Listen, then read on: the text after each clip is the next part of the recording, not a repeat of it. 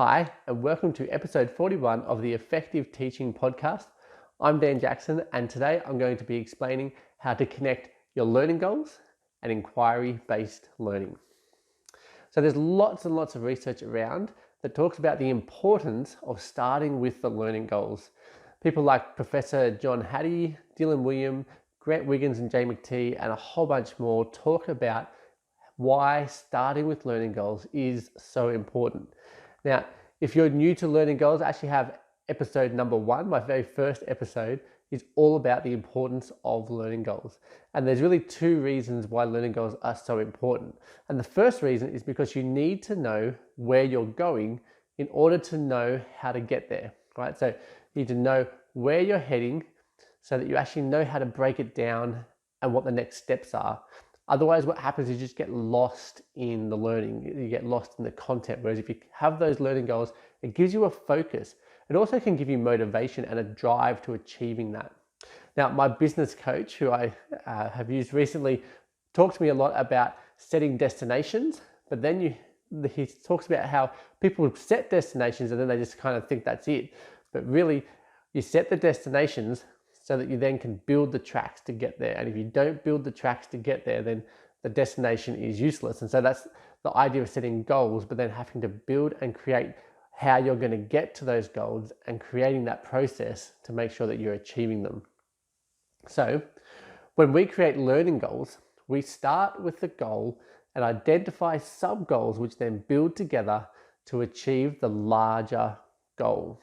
So for example, if I want my students to be able to apply the principles of training appropriately for 3 or more different sports, for example, I'll break it down. I'll break it down into, I want them to understand the principles of training. I want them to understand different types and methods of training. And I also want them to be able to break down the sport to identify the relevant types of training that they need to use with the athletes. And so they're sub-goals that when you understand them and when the students are achieving them, they're actually working towards the larger goal. Now, inquiry-based learning is all about asking questions. So it's a bit different to learning goals here, right? It's all about asking questions. And these will come from the teacher, but they're also going to come from the student. You can get more information from episode 37 about critical inquiry-based learning and what that is. But this episode is all about how to bring your learning goals together with the inquiry-based approach. So when we bring them together, we are essentially converting our learning goals into questions and our sub-goals into sub-questions for our students to drive the learning. And in project-based learning, they talk about as a driving question.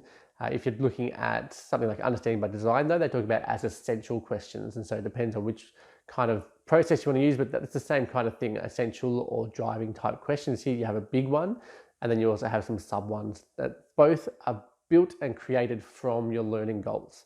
Okay, so for example, if I had a goal for my students to be able to promote their health and the health of others during the coronavirus pandemic, my questions might be, so my overarching question here might be, how might we promote our own health and the health of others amidst the coronavirus pandemic? Right, that might be a big question.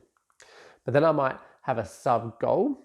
And so my sub-goal may have been to be able to, for my students, to be able to evaluate health statistics and understand data, graphs, and charts that communicate epidemiology.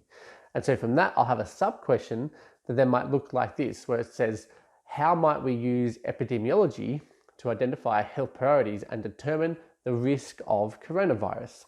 And so that's a sub-goal turned into a sub-question. And so these questions build together to then answer the larger question, just like the sub-goals will build together to answer or to achieve the larger learning goal. So for inquiry-based learning, I also want my students to be asking the questions. So I might use a wonder wall or a no wonder learn chart. Even a simple question such as, what do we need to know in order to answer this question, will get students asking even more questions about the learning content and the learning goals that you're trying to get them to achieve, because you're phrasing it in a question format. They may even do so without thinking about it. And I was fortunate this week actually to have 2 of my students that were doing some research on the coronavirus. And I was talking to them about them asking questions that guide their own learning and their own research. And they were saying, oh, well, we don't have any questions. We're just going through and doing what we're meant to do. But in fact, they did have a whole bunch of their own questions that they had already answered and they hadn't even noticed. And this was really powerful for me because I then started going through it and talking to them about it. And so they had actually wondered about the percentage of people, for example, who had the disease in multiple countries. And so they went about and calculated that by looking at the population size, the numbers and the stats that we have on the World Health Organization, or they looked at Australia's stats and looked at our Department of Health stats on their website. And so they knew they had reliable statistics and they calculated that based on our population data. And so they had then calculated, after doing that, they calculated the risk of dying from the disease once you had it. So they looked at how many people in Australia had it, and they worked out if roughly 100 people had died at that point in time. And so they worked out what that was as a percentage of that larger number. And they were blown away by how low the numbers were, because the media and everything had hyped it up. How our country has responded has been quite large compared to the numbers that we have, which made them then ask why it had been made a health priority to begin with. Why had our government gone about shutting down our cafes, shutting down our clubs, telling people that they have to stay home and live in isolation and to not travel across suburbs and those types of things? Why had our government done that if the numbers were so low? And that was exactly the question that I wanted them to ask. And then that led them to look at the response of our government and stuff to this new virus, comparing coronavirus with coronary vascular disease and cancer, and thinking about the different types of diseases. It was fantastic, but they hadn't even noticed because they had gotten into what's termed the flow of learning, where they are deeply engaged and interested, and they actually start to lose track of time, and they're not focusing on the questions that are coming up and what they're doing, they're just enjoying it. But this did not just happen, right?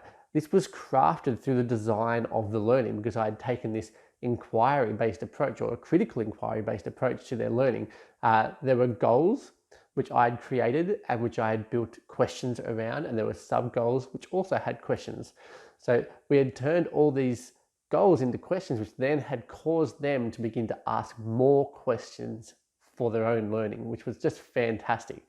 For me, this is what I'm all about. I'm always after students who want to learn and start to really enjoy and engage with the learning, because I want my students to learn without even knowing that that's what they're doing, to enjoy it, to be focused and engaged to the point where they don't realize that what they're doing is learning at all. They start learning all on their own and following their own kind of rabbit burrow of asking question after question after question. But luckily, their questions had been following the questions that I had already planned and asked them, which meant that the questions they were coming up with were more on topic, and they were actually finding really cool information that they could use for what they were working on in class. And they were enjoying it, right? They were having these moments where their minds were blown with wonder, and they were asking why and how this had actually all happened. So this week, what I want you to do, I want you to identify your learning goals. Hopefully you've got that. If you haven't got learning goals, craft them, come up with them. That should be the number one thing that you do for any kind of learning, whether it be a lesson or a unit or just a small series of lessons. They need to have goals, okay? Big goals, sub goals, etc. And then I want you to turn those goals into questions and ask your students what they already know about that question and what they need to know in order to answer the question. So you're looking at what they know that relates to the topic and the content that's in that question, but then you're going to ask them, what do you need to know to answer that question? And that will then lead them to start thinking about what they're lacking and what they need to make up. And that will then have them asking their own questions. And record that, record their statements, record their questions, and build inquiry into your students' learning. Thanks for listening. If you enjoy the podcast, I would love for you to leave me a quick review. It will help others to find the podcast. I'm Dan Jackson, and if you want to catch the video or the show notes for this episode, head over to teacherspd.net/41 and make sure you leave me a comment, because I would love to hear from you.